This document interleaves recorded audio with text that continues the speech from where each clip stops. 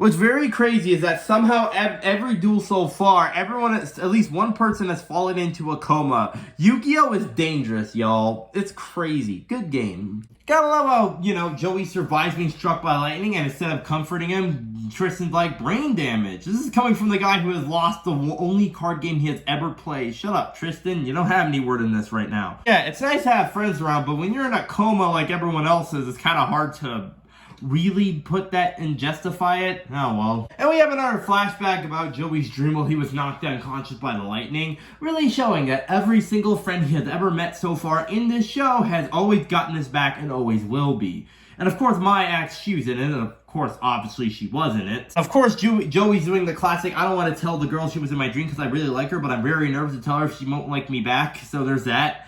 Because, yeah, Joey's doing that. It's also kind of weird. Like, Joey's, like, in high school and mine's, like, in her early 20s. So, yeah. Taya's like, mine wants to feel like your friend. Aren't you guys already friends? I feel like that part was justified, like, Duelist Kingdom already. Or earlier than that. So, I don't think we need to justify it again. And meanwhile, Taya tells Joey to grow up. Meanwhile, here's Taya grabbing at his ear and yelling right in it. Immature. I hate you, Taya. You are a terrible character. Why are you like this to Joey? Oh my god. No.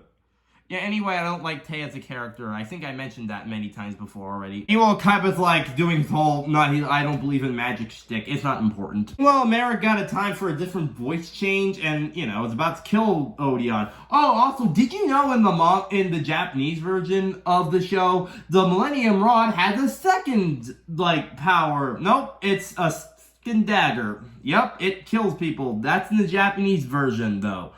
Yeah, in the Japanese dub, there would be a literal knife there, because that's his Millennium Rod's second ability. Yeah, instead of a different magic ability, nah, it's a knife now.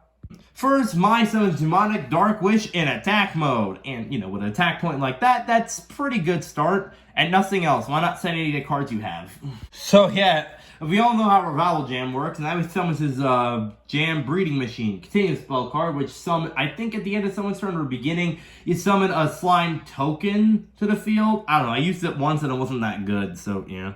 Also, apparently, Mai has brain control and what looks like Beta the Magnet Warrior in her hand, and yet she never uses that. I know, putting cards here at that point isn't the biggest detail, but it's just kind of weird. Now Marik plays Pot of Greed, and because it's Pot of Greed, I have absolutely no idea what it does, but I'm pretty sure you draw 2 cards, okay? I don't know, Pot of Greed is pretty confusing, guys. Yeah, did Marik put down Negate Attack? Because that's the simplest stop attack card ever. And then, of course, Mai plays one of the greatest back row sweeping cards of all time, RP's Feather Duster, which destroys all of your opponent's spells and traps. Amazing. I know. Meanwhile, Marik triply summons both his monsters, even though, didn't he just normal summon his first monster? You can't normal summon twice. Marik's breaking all the rules to then summon out, this thing. Yeah. Of course, Mai played Mirror Gate, and you know what it does. I assume it puts the monster's attack points in half, lower than, the monster is trying to attack. Marik plays Removes Trap, which obviously removes a trap card, if you couldn't tell. I'm pretty sure it's only face-up trap cards, though. So, I'm pretty sure Mirror Gate is not a continuous trap card. Just saying. And now, Marik causes a Shadow Game, which obviously we all know at this point, whoever loses a duel loses their soul. I assume it gets them back some point. It's just 2 to 3 business days, Also, in this duel, whenever they lose life points, they lose parts of their memories. Of course, evil Marik couldn't care less, because he's evil and he really wants to rule the world. Erase Taya first. Well, nothing was really lost. Anyway, moving on. Gotta love how for some reason, sometimes the animation just dips in quality dramatically. Literally, a couple scenes ago, it was so good, and now it looks like they made it last second. What is with the random dips or, rises in quality all of a sudden? See, like I said, Marik could really care less if anything was released from his mind, because everyone who's worked with him or remembers they're just kind of one-time characters, but they don't really appear that much, so Marik's fine with it. And now Joey's gone from her mind, so that's not good.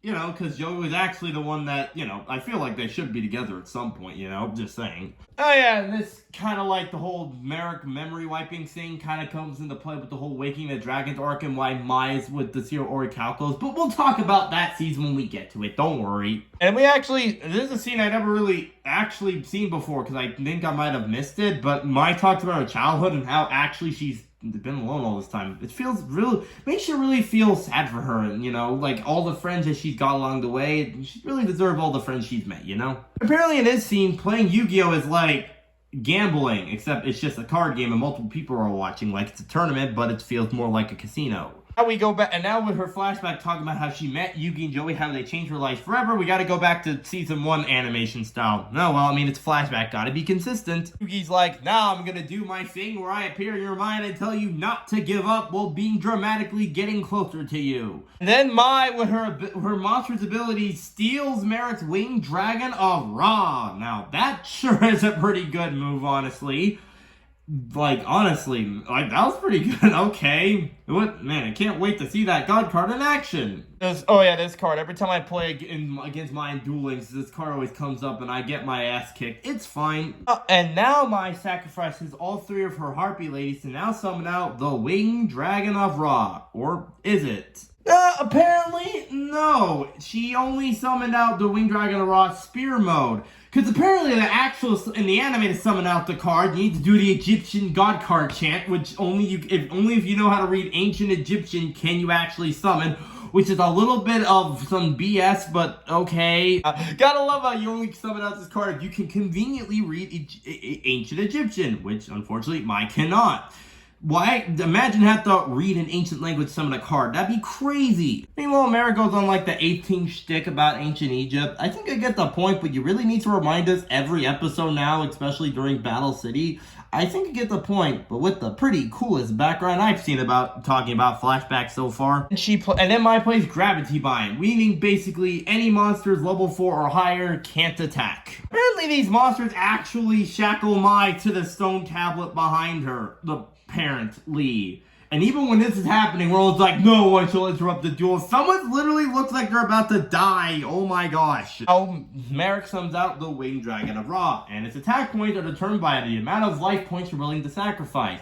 Basically, in this all but 1, even though in actual game it would be all but 100 though. So, yeah. It's in Validation of Battle. Someone's about to die, Roland. No one cares about your position you'll never keep until next year. Don't worry, Joey and Mai have a nice heart-to-heart moment right before she is blasted. So it's very nice that they have that before another coma happens. My god, I feel like Kaiba should be getting sued more. First, Marik wins the duel and obviously gets back his Winged Dragon Raw because, it's his card, obviously. And because Mai lost the card game, now she loses her soul to the Shadow Realm, because the rules I explained earlier. I gotta love how there's a beach funny dream here, but Mai's not a part of it for some reason, okay? There's another thing I didn't know was in the actual anime, because, you watch the show 50 times like Yu-Gi-Oh!, you see something you never saw before. Apparently, her soul will slowly cease to exist because Marik decided to do a hallgrass thing. Because, yeah. Meanwhile, there's like another injury here, and everyone's fine, and man, this is a dangerous card game where already 3 people are in comas. Kaiba needs to be sued. I keep telling you that, man. This is crazy. Meanwhile, Battle City's getting crazy when you have 3 people in the first 3 duels going into comas, and then this happening. This is a pretty good 3-parter, and now we will move on to take a small break and then get on to another 2-parter with Kaiba versus Siju at the last duel in the quarterfinals. I'll see y'all next for more Yu-Gi-Oh! See ya!